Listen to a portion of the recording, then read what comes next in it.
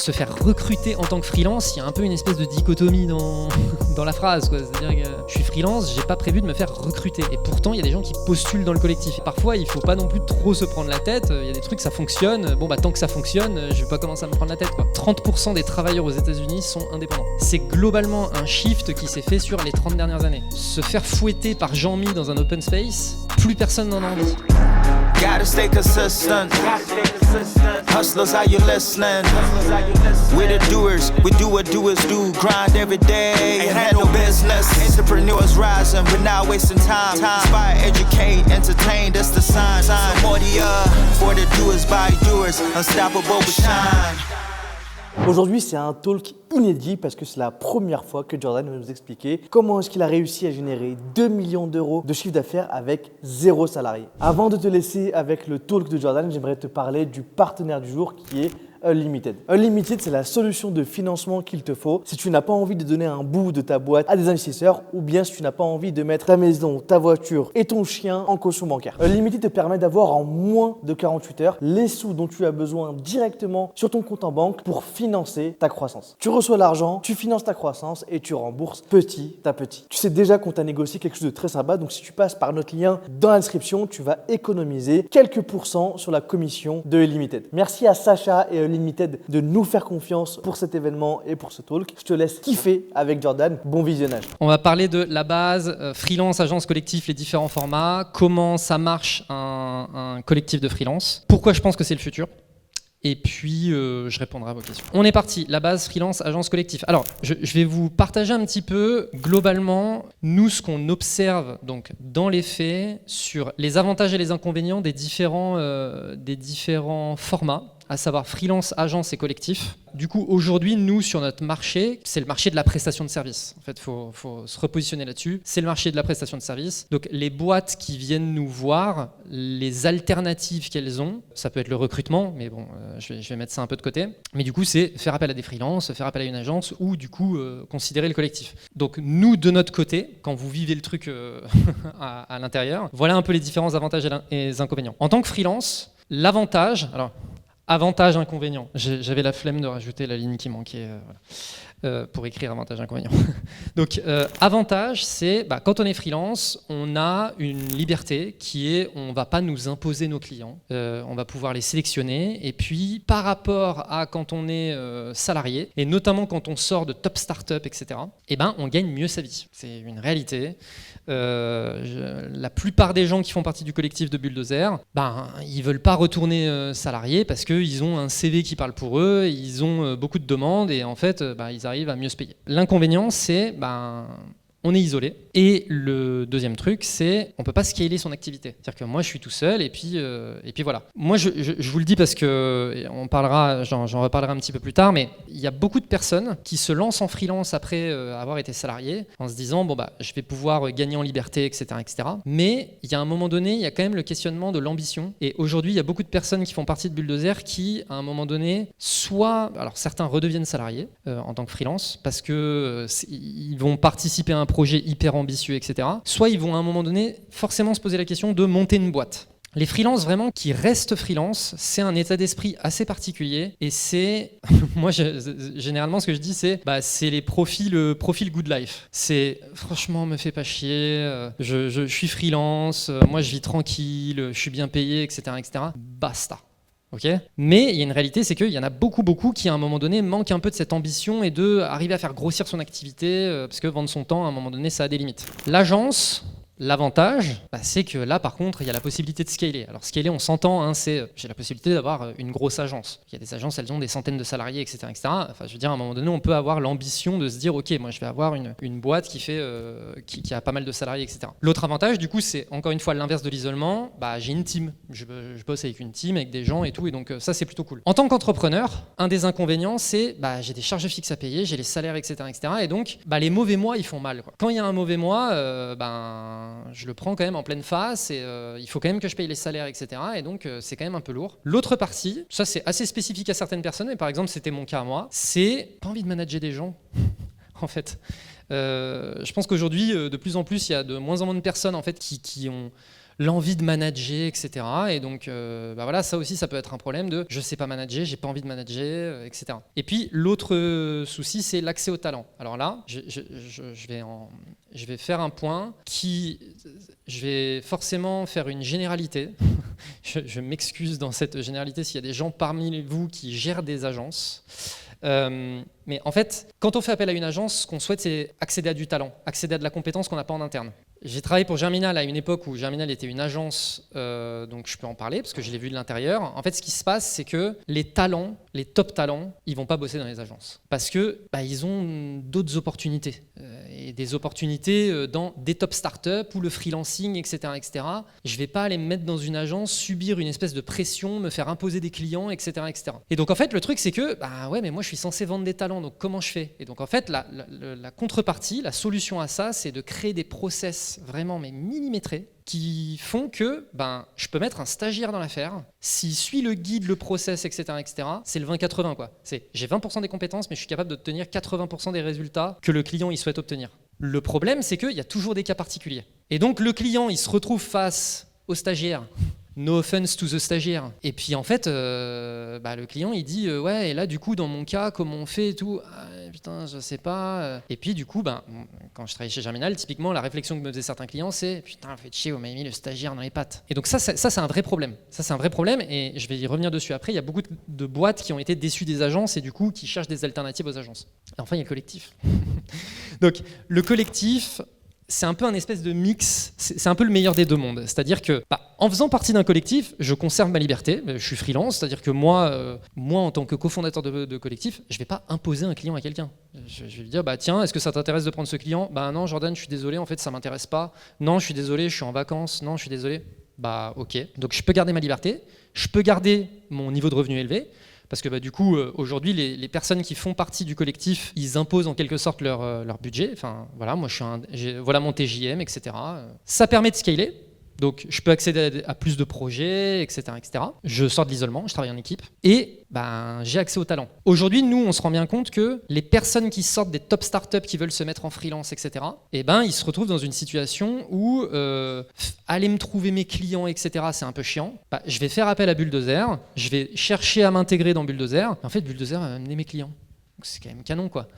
Et juste pour vous dire, nous là typiquement il y a 2 semaines, il y a, je ne sais pas si vous voyez la Startup Sunday, top startup, ils ont levé je crois plus de 100 millions, etc., etc. Il y a 2 semaines, postule dans Bulldozer l'ancien CMO de Sunday qui vient de partir il y a genre 2 mois en arrière. Et moi je vois son profil qui s'appelle Antoine et je me dis ah mais d'accord, ok, donc lui il quitte son job de CMO et il postuler, on se comprend, chez Bulldozer. Et en fait, on voit bien que lui, pour qu'une boîte le recrute, il va falloir galérer. Et nous, en fait, il postule en mode « Ouais, les gars, moi, ça me chaufferait de bosser un peu avec vous, de faire quelques missions et tout. » Et franchement, c'est quand même un vrai plus. Et on n'a pas eu besoin de se battre pour l'avoir, parce qu'en fait, on trouve un commun accord et voilà. Par contre, les aspects négatifs, c'est un peu un nouveau modèle. Donc, nous, on se prend pas mal les pieds dans le tapis sur de l'organisationnel, etc., etc. C'est-à-dire qu'il n'y a pas le playbook du collectif, quoi. Et puis, ça demande quand même de faire un peu de management. C'est un management qui se veut un peu allégé, mais quand même. Et quand j'entends management allégé, c'est que, par exemple, on n'a pas besoin de faire des plans de carrière avec les gens. C'est un vrai sujet. Mais du coup, on n'a pas besoin de faire l'entretien annuel, on n'a pas besoin de faire ces choses-là, mais ça demande quand même un petit peu d'organisation. Voilà. Et donc, pour parler un petit peu de mon expérience de Bulldozer, moi, je me suis lancé en freelance. Et ça m'a posé problème, quoi. C'est-à-dire que moi je voulais entreprendre, je voulais monter une boîte, faire grossir un truc, bosser avec des gens, etc., etc. Hors de question de monter une agence. Je l'avais déjà vécu, recrutement et tout machin, c'était un enfer. Et en fait, le modèle du collectif, on s'est dit franchement, viens, on teste. En fait, il y a moyen que ce soit cool. Et je regrette absolument pas. Et aujourd'hui, ouais, c'est ma vie, quoi. Enfin, je veux dire, maintenant, je passe tout mon temps à développer le collectif, etc. Donc, voilà. Maintenant, comment ça marche de l'intérieur? Comment ça se structure un collectif? Parmi vous, il y en a, je pense, qui sont peut-être là parce qu'ils ont l'envie de créer un collectif et de comprendre un peu comment ça fonctionne. Il y a un peu 3 phases. Nous, on est au tout début. Alors, mince, c'est pas 1 to 100, c'est 10. Bon, je me suis trompé, c'est pas grave. Nous, on est au tout début de là. On est 12. Ok.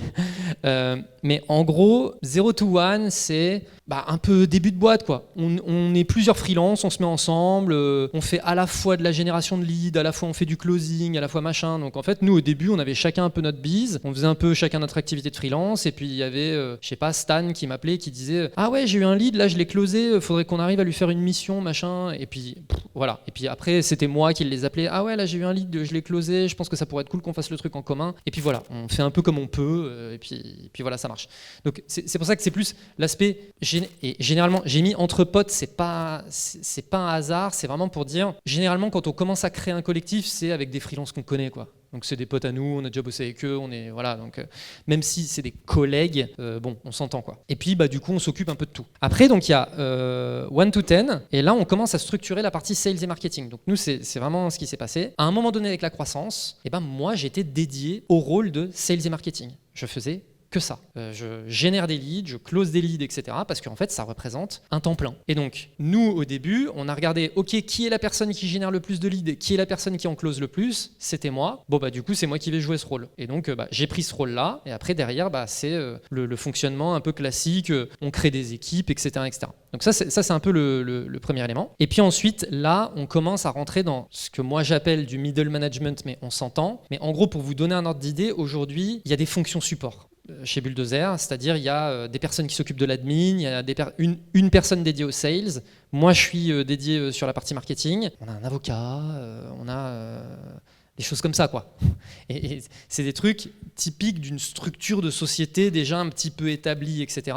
Alors middle management, c'est pas tout à fait le bon terme, mais nous, on sent qu'on est à ça de vraiment avoir des middle managers. C'est-à-dire des personnes qui vont s'occuper de la partie chef de projet, etc., etc. Et la particularité, et ça je crois que je reviens dessus plus tard, nous on est en train de se dire qu'on est en train de toucher du doigt aussi un petit peu le modèle, la limite du modèle de collectif. Et peut-être qu'on va devoir prendre des salariés, mais sur des fonctions support. Pourquoi ? Parce que des freelances qui jouent ces rôles-là, ça n'existe pas. C'est-à-dire qu'aujourd'hui, trouver un freelance, je ne sais pas, qui fait...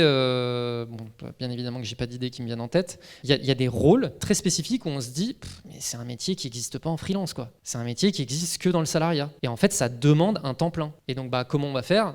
Ça demande peut-être de recruter. On n'y est pas encore. On n'a toujours pas de salariés. Mais, et ça c'est un point hyper important, c'est moi, je n'ai pas de religion sur le sujet. C'est-à-dire que là, je vous présente le modèle de collectif parce que c'est ce que je vis depuis plus d'1 an. Mais mon objectif, c'est d'arriver à faire grossir ça et parce que je pense que vraiment le modèle de collectif sur de la prestation auprès des clients, le fait d'accéder à des talents, etc., le modèle de collectif, il résout des problèmes. Mais il y a un moment donné, dans le fait de faire grossir ce business-là, s'il faut des fonctions support salariés, ça ne me pose pas de problème. Si ça me permet de répondre aux besoins de mes clients de la meilleure des manières possibles, je ne vais pas commencer à m'embrouiller, vraiment à être là en mode non, moi je suis un collectif, pas de salariés. Donc voilà, là sur cette zone-là, je pense qu'il y a un peu... modèle de collectif, on commence un peu à toucher aux limites. Nous, on n'y est pas encore. Je vous ai dit, là, je pense qu'on est à 12. Donc voilà, c'est vraiment le tout début. Et donc oui, il y a un truc, c'est que à partir de là, on recommence à faire du management. Vous voyez le truc tout à l'heure, je vous ai dit, nous, c'est ce qu'on cherchait à éviter, le management. Là, on se met un petit peu à en faire. Donc c'est chiant, mais faut accepter ça. Et encore une fois, faut être au clair sur ses intentions, ses objectifs, ses ambitions. Voilà. Donc exemple de Bulldozer. Donc au début, c'était Enguerrand, moi, plus quelques freelances. On était ensemble, voilà, comme je vous disais. Ensuite, moi, je gère les sales, Enguerrand, la structuration des missions. Et puis là, aujourd'hui, du coup, en fonction support, on a une personne dédiée au marketing, une personne dédiée aux sales, une personne dédiée aux opérations, une personne dédiée au project management des missions. Et donc c'est ça que j'appelle les fonctions support. Et puis bien évidemment, après, il y a toutes les personnes qui sont en train de taffer avec les clients, quoi. Alors, point important sur comment se gère le recrutement et les rémunérations dans un modèle de collectif. Alors, recrutement, je vais vous expliquer nous comment on a fait. Je sais que c'est très différent pour plein de collectifs, mais je vais vous parler de nous, ce qu'on a fait. Donc en gros, nous, au début, vu qu'on n'était que des personnes, on se connaissait, on était entre potes, entre guillemets, encore une fois, on a fonctionné exclusivement par cooptation. Je ne sais pas si vous êtes familier avec une phrase qui dit les A-players attirent les A-players et les B-players attirent les C-players. C'est un truc dans le recrutement, globalement. En fait, moi, à partir du moment où je considère que je travaille avec des A-players, si cette personne-là, elle me recommande quelqu'un et elle me dit « Ah, j'ai la personne qu'il faut pour cette mission », je vais faire confiance. Parce que je sais que c'est quelqu'un qui va m'amener un A-player. Donc au début, c'est exactement cette confiance-là dans laquelle on a été, de se dire « Ah, il nous faut quelqu'un sur cette mission etc. Est-ce que quelqu'un connaît quelqu'un qui...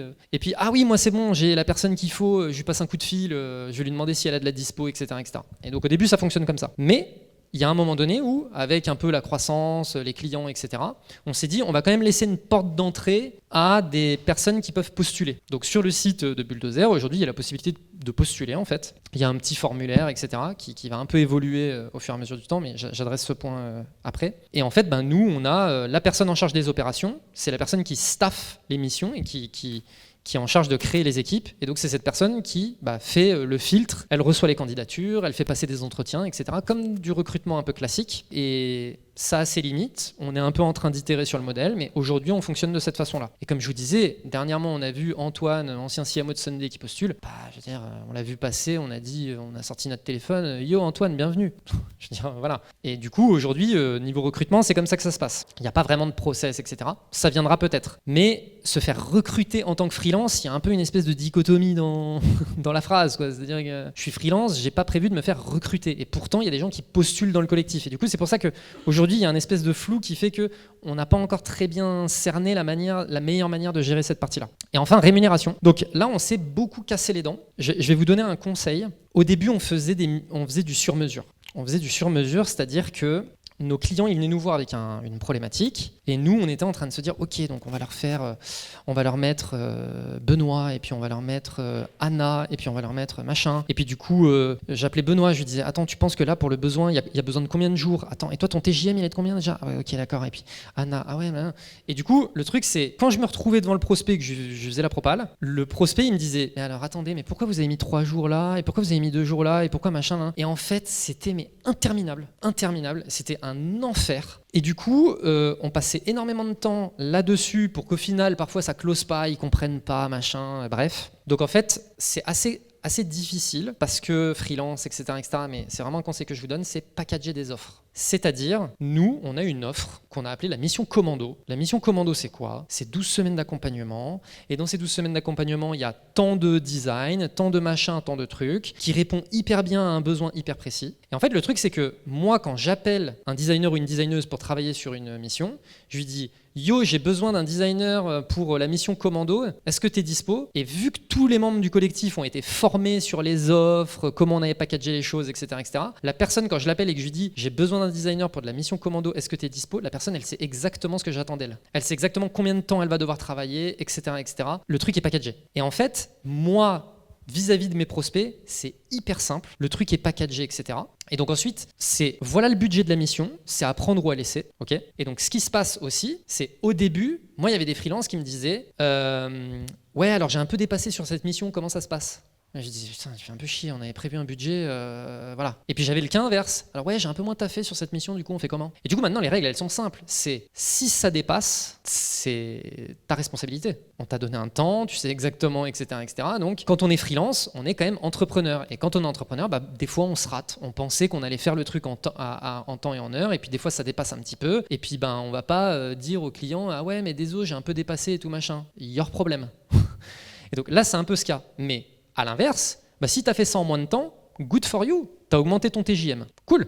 Et donc, ce qui se passe, c'est que vu qu'on a packagé l'émission, les membres du collectif, ils savent tellement ce qu'on attend d'eux qu'ils ont créé des process autour de ce qu'on attend d'eux. Et du coup, aujourd'hui, sur la première mission, ce qui mettait 3 jours à faire, aujourd'hui, ils en mettent 2. Parce qu'ils ont créé des process, des automations, ils ont templatisé, etc., etc. Et du coup, en fait, le truc, c'est la première mission, elle n'est pas forcément rentable, mais après, dans le temps, elle le devient énormément. Donc c'est ça aussi, encore une fois, les avantages de packager, etc. Je vous ai parlé des fonctions support. Donc les fonctions support, on les fait pas payer au TJM, etc. Donc nous, en fait, le fonctionnement qu'on a trouvé, c'est on fonctionne un peu au système de commission par mission. C'est-à-dire que quand on vend une mission, donc admettons, je vous donne des chiffres un peu fictifs, mais ok, je vais la mission, la production, elle va coûter 10 000 euros. Sur ces 10 000 euros, on va se dire, ok, le sales, il faut qu'il se prenne une com. Donc le sales, il va se prendre une com de, je sais pas, 10%. Ok, donc on rajoute 1 000 euros. Puis après, les fonctions support, globalement sur une mission, ça représente 3 jours de taf, un TJM de 500 euros, on va rajouter 1 500 euros, etc., etc. Et du coup, à la fin, ça nous fait, ok, notre offre, elle coûte 15 000 euros.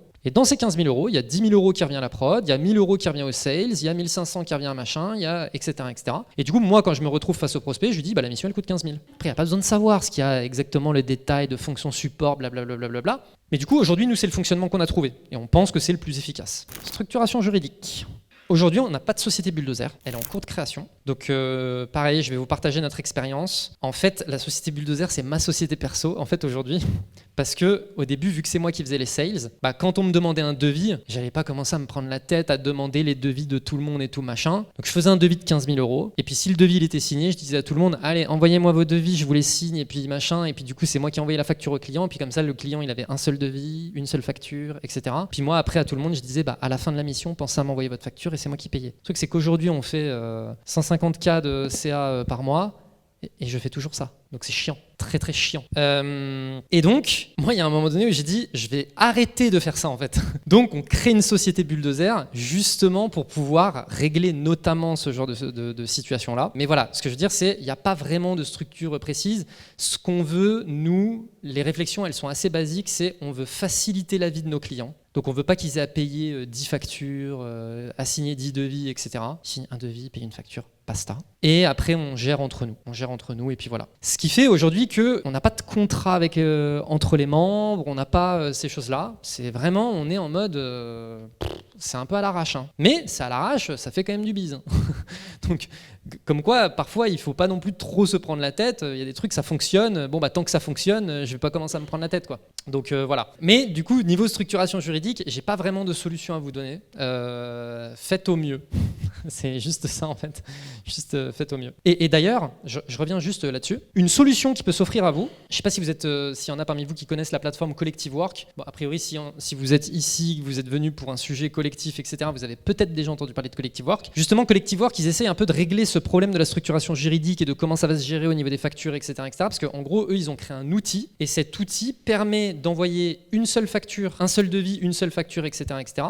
Et en fait, tous les freelances vont venir plugger leurs factures, leurs devis, etc. sur cette espèce de plateforme. Et une fois que la mission elle a été payée, en fait, c'est Collective qui récolte le paiement. Une fois qu'ils ont le paiement, boum, ils payent les factures de tout le monde et ils prennent leur commission au passage et ils se rémunèrent comme ça. Mais du coup, c'est un outil qui permet ça. Et donc, en fait, le truc, c'est que le client signe un devis et une facture avec Collective au nom de votre collectif, si vous créez un collectif. Et du coup, vous, après, vous pouvez très bien être en micro-entreprise, en SASU, en machin, on s'en fout. Juste, voilà, Collective va venir payer vos factures et puis c'est réglé. Et en fait, le truc, c'est que y a beaucoup de collectifs qui n'ont pas la même ambition que nous, etc., mais qui font quand même beaucoup de chiffres. Et en fait, ils font tout passer sur la plateforme de Collective et ça roule.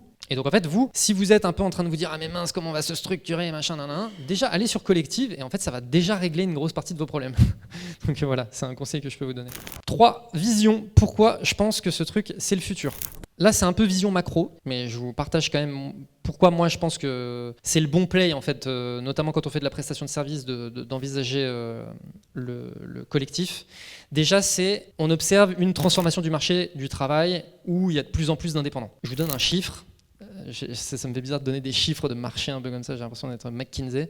30% des travailleurs aux États-Unis sont indépendants. C'est globalement un shift qui s'est fait sur les 30 dernières années. Donc, ça fait beaucoup de monde. En France, c'est pas encore ça, mais je pense vraiment que c'est quelque chose qui va arriver. Notamment parce que se faire fouetter par Jean-Mi dans un open space, plus personne n'en a envie. Et donc, il y a de plus en plus de gens, je pense, qui vont se tourner vers le freelancing. Et parce que liberté, c'est vraiment, je choisis mon salaire. Je n'ai pas à négocier mon salaire. Je vous donne une anecdote. J'ai quelqu'un du collectif qui, une fois, est venu me voir et m'a dit franchement, sur cette mission, je pense que j'aurais pu être payé plus. Et donc, pour les prochaines fois, comment on fait ? Je dis, t'augmentes ton TJM, viens pas me prendre la tête, en fait, c'est ton business, c'est tout. Et en fait, c'est ça la réalité du truc, c'est tu veux gagner plus d'argent ? Augmente ton TJM. C'est pas mon problème. Et par contre, la contrepartie, c'est que peut-être que je l'accepterai pas ton TJM, mais c'est la vie. T'es indépendant, t'es adulte, tu fais tes choix, basta. Mais je pense qu'il y a de plus en plus de gens qui vont être intéressés par ce truc-là. Et donc, étant donné qu'il y a de plus en plus de personnes qui vont s'intéresser au freelancing, etc., forcément, de moins en moins de talents à recruter, de plus en plus de freelance avec lesquels bosser. Mais quand je veux une combinaison de freelance, quand je veux pas une seule personne, quand en fait j'ai besoin d'une équipe, du coup, comment je fais ? Etc., etc. Donc je pense qu'il y a vraiment un shift qui va se faire vers les collectifs de plus en plus. J'en parlais un peu en intro, c'est les clients déçus par les agences. Vous m'avez mis le stagiaire dans les pattes. Ça, vraiment, quand je bossais chez Germinal, je l'ai souvent entendu. Ce qui fait mal, c'est que c'était pas des stagiaires. Donc là, ça fait mal. D'ailleurs, j'espère que jamais un client a dit ça de moi. Je suis en train de réaliser qu'ils ont peut-être... Enfin bref. En fait, il y a de plus en plus de personnes qui ont été déçues par les agences parce qu'en fait, il y a vraiment ce truc de j'ai bien compris qu'en face de moi, en fait, j'avais pas un expert. J'ai bien compris. Donc aujourd'hui, pour moi, les agences qui cartonnent, c'est les agences qui sont spécialisées. Et je vous donne un exemple parce que je l'aime beaucoup, c'est Kuda qui est avec Théo. C'est une agence social ads e-commerce. C'est-à-dire qu'en face, vous avez des gens qui maîtrisent les social ads en e-commerce. Voilà. Et donc le truc, c'est vous pouvez former des salariés à devenir experts social ads e-commerce. Ça, il n'y a pas de problème. Mais quand vous faites le même métier que nous, Bulldozer, à savoir on fait du growth de manière hyper généraliste, on travaille aussi bien sur de l'app mobile, du B2B, de l'e-commerce, du machin, du truc, ce qui se passe, c'est que si vous passez par une agence, en face de vous, vous avez des gens qui sont généralistes, parce que un coup ils bossent sur une app, un coup ils bossent sur un e-commerce, un coup ils bossent sur B2B, etc., etc. Donc ils ne développent pas de vraie expertise. Et donc forcément, en face de vous, vous aurez des gens qui ne sont pas aussi experts que si vous passiez par un collectif ou par des agences spécialisées. Et donc, c'est en ça que le collectif, du coup, ça permet vraiment de combiner, encore une fois, ce meilleur des deux mondes. Entrepreneuriat libre, ce que je veux dire par là, c'est, moi aujourd'hui, je me considère comme entrepreneur parce que je suis le cofondateur de Bulldozer, etc., etc. Mais je vais vous donner un cas de figure. Si demain, en fait, je décide de dire, tu sais quoi, en fait, Bulldozer, fuck, j'ai envie de faire complètement autre chose, j'ai envie de me barrer et j'ai envie de faire un truc rien à voir. Cette prise de décision, elle n'a aucun impact sur le business. Aucun. Si demain j'étais gérant d'une agence, que j'avais des salariés, que j'étais le CEO, etc., etc., moi en tant que CEO, je prends la décision, vous savez quoi, en fait, j'en ai marre de ce business, je me casse. Le business, il y a une forte probabilité qu'en fait il meurt. Parce qu'il y a quand même une énorme... Ce système de hiérarchie, etc., etc., il est quand même vraiment présent, quoi. Et l'avantage de ce côté entrepreneuriat libre, c'est, nous, ça nous arrive, il y a des personnes du collectif, les 2 premiers mois, ça nous est arrivé, 2 personnes qui nous ont dit « Ouais, en fait, je me suis trouvé un CDI, freelance, ça me saoule. » Bah, tu sais quoi, bravo, cool, fin. Et il n'y a pas de période, il n'y a pas les 3 mois de préavis et de machin, c'est juste, il a pris sa décision et next, quoi. Et je trouve que cette liberté-là, beaucoup de personnes la recherchent en fait, et c'est une des raisons pour lesquelles je pense que c'est le futur. Unpopular opinion. Je suis désolé, c'est un peu violent ce que je vais dire, mais je le pense sincèrement. J'ai l'impression, en fait, quand on est dans un collectif, de beaucoup plus bosser avec des adultes, notamment sur le fait que chacun est honneur de son propre business, de ses propres décisions, etc., et assume pleinement les décisions, les conséquences de ses décisions. Je vous redonne l'exemple de tout à l'heure. Ouais, Jordan, en fait, j'aimerais bien te payer plus sur la prochaine mission. Comment ça se passe ? T'augmentes ton TJM, voilà, et t'assumes. Si t'es trop cher pour la mission, pour le client, etc., et que du coup je peux pas te staffer sur la prochaine mission, t'assumes. Fin. Là où, moi, et c'est notamment ce que je n'aime pas dans le management, c'est les discussions de « oui, j'aimerais bien une augmente, et machin, et nanan ». Et en fait, ces discussions-là, moi, je veux pas les avoir. Et je veux juste pouvoir dire aux gens, tu veux une augmentation, augmente-toi, assume les conséquences de cette augmentation parce qu'il y a une réalité économique derrière qui est le client il a un certain budget, blablabla, et puis voilà. Et ouais, en fait, Jordan, tu sais quoi, cette mission, elle me plaît pas, je la veux pas. Ok. En fait, j'ai vraiment personnellement l'impression de travailler avec des gens qui sont complètement honneurs de leur vie et ça fait du bien. Et voilà. Je sais, c'est unpopular opinion et c'est un peu méchant de le dire de cette façon-là, mais il n'empêche que moi, c'est vraiment un truc qui me drive au quotidien, c'est de me dire, en fait, voilà, quand il y a un espèce de conflit, on s'entend sur conflit, mais quand il y a un espèce de truc qui va pas et tout, chacun prend des décisions en âme et conscience, il n'y a pas de « oui, mais en fait, machin », il n'y a pas de politique, en fait, je pense que c'est vraiment ça le sujet, il n'y a pas de politique. En fait, je gère ma life, basta. En revanche, il y a quelques questions en suspens sur le modèle de collectif, que j'ai noté. À quel point ça scale ? Je l'ai mentionné, on pense qu'il y a peut-être besoin à certains moments d'avoir des salariés sur certaines fonctions. C'est une question en suspens, on se la pose, voilà. Encore une fois, pas de religion sur le sujet de notre côté. Il y en a, ils vont se dire, non, nous, on veut absolument rester que des indépendants et tout. Ok, nous, on veut grossir. Middle management en freelance, comment ça marche, etc. Comment ça fonctionne ? Et puis après, il y a des sujets aussi légaux de requalification en contrat de travail et machin. Bon, c'est des questions aussi qu'on se pose. Revente, est-ce que ça se rachète un collectif ? Alors nous, on a eu l'expérience en novembre, on s'est fait approcher par une boîte étrangère qui rachète des agences growth en France. Ils nous ont approchés parce que ils ont cru qu'on était une agence growth et franchement, je les comprends. Et en fait, il y a un moment donné où dans la discussion, donc ils nous approchent et on parle de millions d'euros quand même. Donc nous, on était en mode OK, on va commencer à discuter. Et puis en fait, ils ont dit oui, du coup, il faudra valoriser l'asset de la team, etc., etc. On leur a dit mais il n'y a pas de team en fait. Comment ça, il n'y a pas de team ? Oui, c'est le concept en fait, c'est un collectif de freelance. Et puis, ok, on va en discuter en interne. Et puis ils sont revenus en disant, écoutez, ça a l'air d'être un peu le bazar ce truc, donc on va pas avancer. Et en fait, c'est juste que c'est tellement nouveau, etc., que en fait, ça n'existe pas. Donc, est-ce qu'un jour, moi, ma croyance, c'est que un jour, un collectif vaudra quelque chose. Parce qu'il y aura des assets autres que les compétences qui auront été créées, une expérience client, une brand, etc. etc. C'est pour ça que nous, on travaille beaucoup la brand, notamment. Et un jour, ça vaudra peut-être quelque chose. Aujourd'hui, en tout cas, c'est pas le cas. Et il y a le sujet de la culture. Ça, c'est un gros sujet sur lequel on travaille aujourd'hui. Vu que tout le monde est attaché, mais en même temps détaché du collectif, comment est-ce qu'on crée une culture d'un collectif ? Comment on crée une culture interne ? Comment on crée le sentiment d'appartenance ? Comment, etc., etc. Parce que la réalité, c'est que chacun est en train de gérer son propre business perso. Là où, effectivement, quand on est une entreprise avec des salariés, tout le monde est en train de faire croître le business qu'on a en commun. Là, tout le monde est en train de gérer son propre business, a ses clients à côté de Bulldozer, etc., etc. Donc en fait, c'est un espèce de truc bâtard où est-ce qu'il y a de l'appartenance, est-ce qu'il n'y en a pas ? C'est vraiment un gros débat qu'on a en interne, on essaye de craquer le truc, mais c'est un gros sujet. Et notamment parce que on a envie que les gens y kiffent en fait. On a envie que les gens y kiffent. Et donc comment est-ce qu'on peut faire kiffer tout le monde ? Et un point que j'ai noté aussi, c'est faut être hyper honnête avec ses ambitions. C'est-à-dire que si vous, en fait, ce que vous voulez, c'est créer un asset, le modèle de collectif, c'est peut-être pas ce qu'il vous faut. Si vous, en fait, ce que vous voulez, c'est surtout pas de management, etc. En fait, vous pouvez peut-être créer un collectif, mais il restera d'une taille modeste, etc. Donc là-dessus, il faut être hyper honnête là-dessus. Bonus. C'est quoi la suite pour nous ? Je crois que j'ai pas de slide. Non. je vous spoil un truc. En fait, avec Bulldozer, on est en train, c'est une annonce qu'on va faire ce mois-ci, en fait, on est en train de lancer des nouveaux collectifs. Et en fait, ce qu'on veut, c'est que Bulldozer devienne un peu un espèce de studio de collectif. Vous voyez, il y a les startup studios qui lancent des startups. Et nous, on se veut un peu studio de collectif. C'est-à-dire qu'on essaye de créer un peu des espèces de playbook à la création d'un collectif, à l'organisation, etc., etc.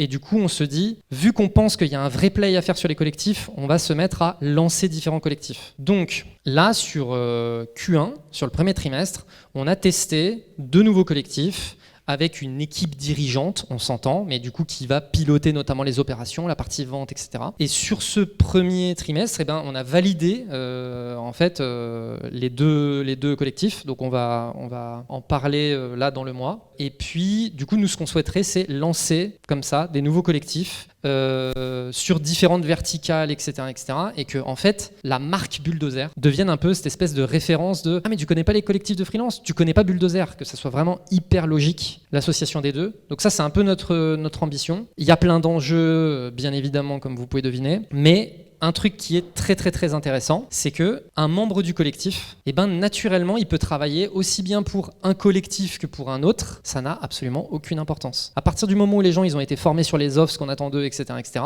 Moi, j'appelle la personne, je lui dis, je t'ai mis sur une mission commando, je t'ai mis sur une mission A, une mission B, une mission C, que ce soit le collectif A, B, C qui vendent la mission, ça n'a aucune importance. Et du coup, les gens ont vraiment cette liberté-là. Je pense. Moi, d'un point de vue vision aussi, pour revenir là-dessus, je pense sincèrement qu'aujourd'hui, il y a des talents dans des boîtes qui sont un petit peu enfermés dans leur poste parce qu'ils ont des gros salaires, parce qu'ils ont un petit peu d'equity, mais en fait, ils se font fouetter par Jean-Mi dans l'open space et ils en ont marre. Et ils souhaitent se lancer en freelance, mais le freelancing, c'est l'insécurité. Donc moi, mon ambition avec Bulldozer, c'est justement d'arriver à créer une structure qui offre de la sécurité à ces talents-là. C'est-à-dire, moi, je suis un top talent, etc., etc., je suis confiant, machin, et limite, je fais un entretien avec Bulldozer pour savoir s'ils peuvent m'accepter avant que je démissionne. Et en fait, je démissionne en me disant, tu sais quoi, au pire, je vais avoir des clients avec Bulldozer. Et au pire, je vais bosser avec d'autres freelances, et au pire, machin, et je me ferai mon petit bis de mon côté, et je prendrai mes vacances quand je veux, et je mettrai le TJM que je veux, et je mettrai machin, etc., etc.,